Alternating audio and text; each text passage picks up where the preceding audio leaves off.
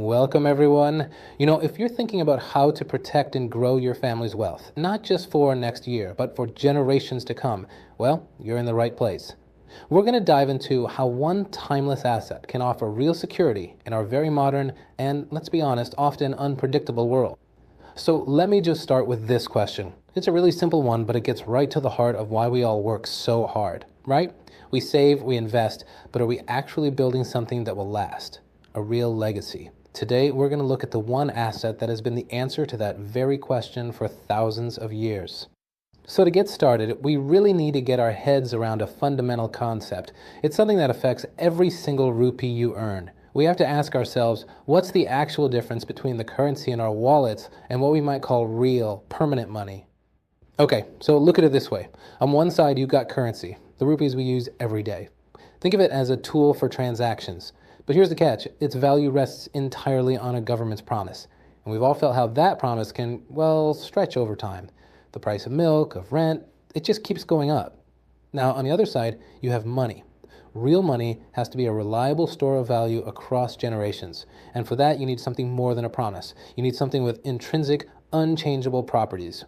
And this is where gold enters the picture. It's not just some shiny metal. It's almost like it was engineered by the laws of physics to be money. It's what they call a noble metal, which basically means it's chemically unreactive. It doesn't rust, it doesn't corrode, it doesn't tarnish. It's pretty amazing, actually. Archaeologists pull gold coins from 400-year-old shipwrecks, and they look just as perfect as the day they were minted. Gold is also the most malleable metal there is. This means you can reshape it endlessly without losing even a single gram of its substance. Think about it. Your great-grandmother's old bangle holds the exact same amount of pure gold as a brand new modern coin. This infinite recyclability is precisely why it's been the perfect vessel for family wealth for literally thousands of years. And let's get into the physics for just a second, because this is cool. Gold is incredibly dense. A little cube of gold the size of a sugar cube would feel surprisingly heavy in your hand. And that unique property means a huge amount of wealth can be stored and carried in a tiny little space. It's what made gold the go-to asset for ancient merchants and for modern families trying to secure their future. Now, this number reveals gold's most powerful secret weapon. Its absolute scarcity, 212,000 tons. That's it. That's all the gold that has ever been mined in human history. To put that into perspective, you could fit all of it into just 3.5 Olympic-sized swimming pools. That's wild, right?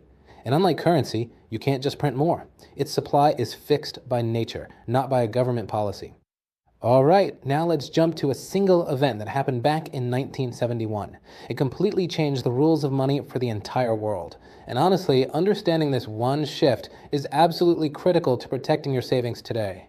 So for decades after World War II, the world operated on a kind of gold standard. The US dollar was fixed to gold. You could trade $35 for 1 ounce of gold, and every other currency was then pegged to the dollar. So your dollar was basically just a receipt, a claim ticket for a tiny piece of physical gold. But then on August 15, 1971, in what became known as the Nixon shock, the US just unilaterally cut that link. The gold receipt was canceled overnight. And the change was absolutely profound. The dollar went from being a claim on a real, physical, scarce asset to being a claim on nothing more than a government's promise. This was the birth of the modern fiat currency era, where value is just determined by policy and confidence, not by any physical anchor. So what happened to that promise?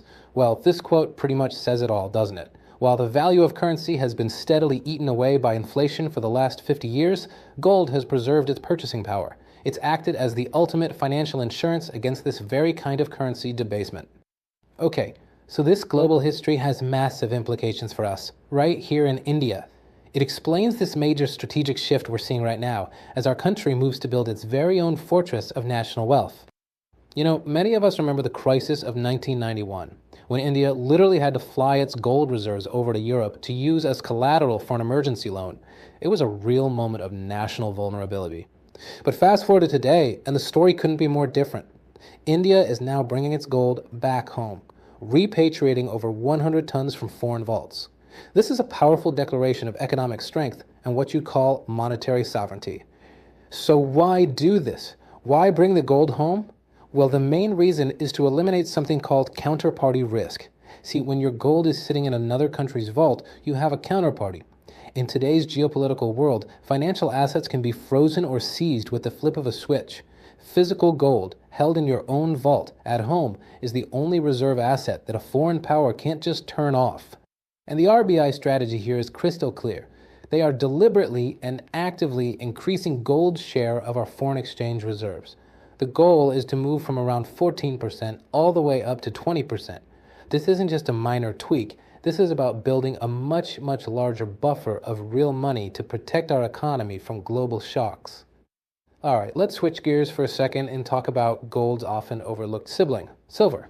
While gold is the ultimate monetary metal, silver has its own powerful story, and its story is driven by the most important technologies of our future.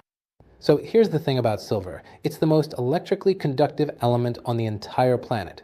That makes it absolutely essential for the green energy revolution.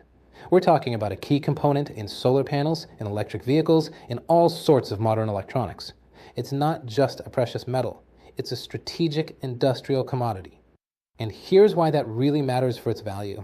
Unlike gold jewelry, which gets melted down and recycled all the time, industrial demand for silver is true consumption. The silver that goes into making a solar panel is literally locked away for 25 years or more. It doesn't come back onto the market. Over time, this creates a long-term squeeze on supply, what's known as a structural deficit that naturally supports its price. Okay, let's bring all of this global and industrial context right back home.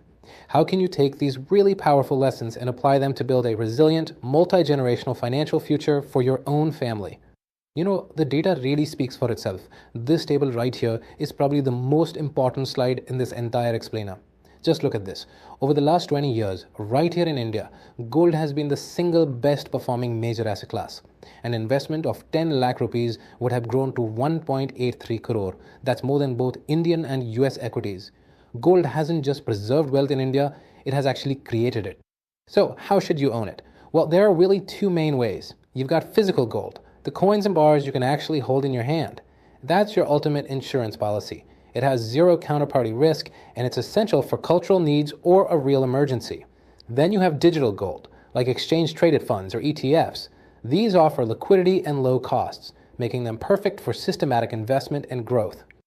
So a smart, balanced approach for most families looks something like this. You start with a foundational layer of physical gold for that ultimate security. Then use SIPs and gold ETFs for steady, long-term wealth accumulation. You could also consider a smaller allocation of silver to capture that industrial demand we talked about. And of course, you always diversify with equities and other assets to build a robust portfolio. So we'll leave you with this final thought. In a world that's filled with digital promises and currencies that are backed only by faith, it's really worth asking yourself, what is the real physical anchor that will secure my family's legacy? As we've seen today, the answer might just be the oldest one there is. Thanks so much for joining us.